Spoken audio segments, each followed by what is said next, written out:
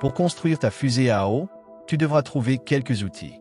Pour couper, il te faut un cutter, à utiliser avec précaution ou mieux avec l'aide d'un adulte. Puis, une règle métallique pour les découpes précises. Pour la découpe des bouteilles, tu te feras prêter un découpe-vite. C'est un petit outil de couturière qui sert à démonter les fils d'une couture. Puis, une petite cisaille à carton ou une paire de ciseaux. Pour assembler les différentes parties de ta fusée, il te faudra un tube de colle contact, plus connu sous le nom de colle néoprène liquide. Il faudra aussi du ruban adhésif toilé et large pour assembler les bouteilles du corps de la fusée. Pour consolider la fixation des ailes sur le corps de la fusée, l'idéal sera du mastic colle en cartouche. C'est vendu sous la forme de colle néoprène en pâte. Voilà, tu es bien outillé pour construire ta fusée. On va poursuivre maintenant par la liste des matériaux. Une fusée, c'est un corps tubulaire équipé d'ailerons qui doivent assurer sa stabilité en traversant l'atmosphère à grande vitesse. Ces ailes ou ailerons doivent être réalisés dans un matériau souple et solide pour ne pas rompre sous la pression de l'air. J'utilise pour cela des tapis de sol en mousse. Ils sont vendus en magasin de sport, au rayon gymnastique et tatami pour le judo. L'épaisseur des plaques est de 10 mm. Tu vas découper, dans ces plaques de mousse, une bande de 10 cm de largeur. Puis, avec un gabarit en carton des ailerons ayant cette forme. Il faudra 4 ailerons. Pour le corps de la fusée, tu vas utiliser des bouteilles d'eau gazeuse en plastique. De préférence pas de bouteilles bombées. Il te faudra 2 bouteilles.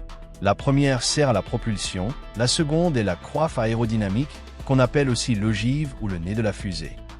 Le nez de la fusée, où est vissé le bouchon, on peut renforcer au moyen d'un bouchon synthétique récupéré après l'ouverture d'une bouteille de vin.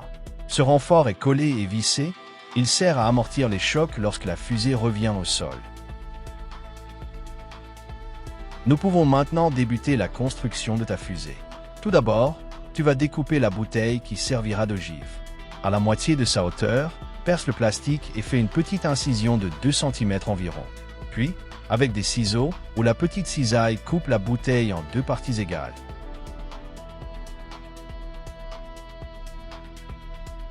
Tu peux maintenant emboîter le haut de la bouteille, celle avec le goulot et le bouchon, sur le cul de l'autre bouteille. Il est inutile de trop forcer pour ne pas déformer le plastique.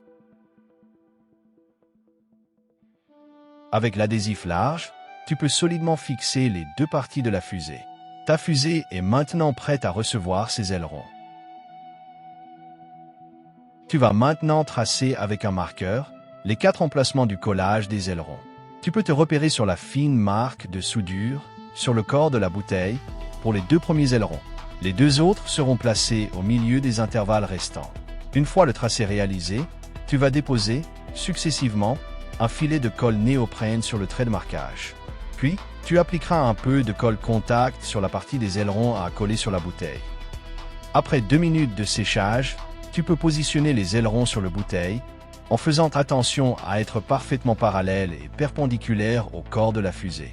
Attention, on ne peut plus décoller ni recommencer le collage sans appliquer une nouvelle couche de colle sur les surfaces. Tu peux maintenant couler un filet de colle néoprène en gel dans les angles entre les ailerons et la bouteille. Tu peux lisser avec le doigt pour une meilleure esthétique. Il ne reste plus qu'à attendre 15 minutes environ pour que le collage et la soudure sèchent. Ta fusée est presque terminée. Il ne reste plus que l'ogive à renforcer. Pour cela, tu vas dévisser le bouchon du nez de ta fusée. Perce un petit trou de 3 mm au centre du bouchon en plastique. Puis, un avant-trou au milieu du bouchon de bouteille de vin en matériau synthétique. Après avoir déposé un peu de colle néoprène sur le bouchon, assemble les 2 éléments de l'ogive avec une vis à bois de 20 mm de longueur.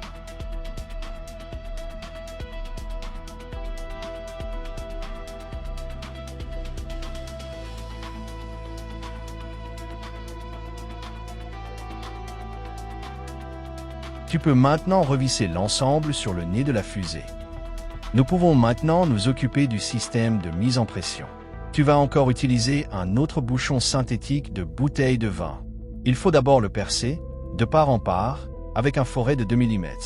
Ensuite, tu vas enfoncer l'aiguille de gonflage que l'on utilise pour les ballons de foot. On peut aussi, avant d'enfoncer l'aiguille, mettre dessus un filet de colle superglue, ça résistera mieux à la pression de l'air. Avec du papier de verre, tu vas réduire le côté du bouchon à aiguille afin qu'il rentre plus facilement dans le goulot de la bouteille. Voilà, ta fusée est prête à décoller. Il ne reste plus qu'à préparer la base de lancement. Pour la base de lancement, tu peux imaginer ta propre solution. Tout est possible. Ici, j'ai utilisé un gros tuyau récupéré à la déchetterie. Mais tu peux aussi utiliser un vieux seau en plastique après avoir percé dans le fond un trou pouvant emboîter, sans serrer, le corps de ta fusée. L'important est que ta fusée repose sur ses ailerons, à la verticale et qu'elle soit bien stable. Sur le côté du seau, tu découperas aussi un trou de 10 cm environ pour donner accès à l'aiguille de gonflage et au tuyau de la pompe à vélo. Il ne reste plus qu'à remplir d'eau, au tiers de sa capacité, la partie basse de ta fusée, puis de refermer avec le bouchon à aiguille. Après avoir fixé le tuyau de gonflage relié à la pompe, tu peux commencer à mettre en pression. Quelques petites précautions pour ne pas être arrosé au décollage. Il ne faut pas rester trop près et ne jamais se pencher sur la fusée au décollage, même si elle tarde à partir. Avec tes amis, tu devras aussi ne jamais perdre de vue ta fusée pendant toute sa trajectoire pour ne pas la recevoir sur la tête lorsqu'elle retombe sur terre. Bon vol et amuse-toi bien.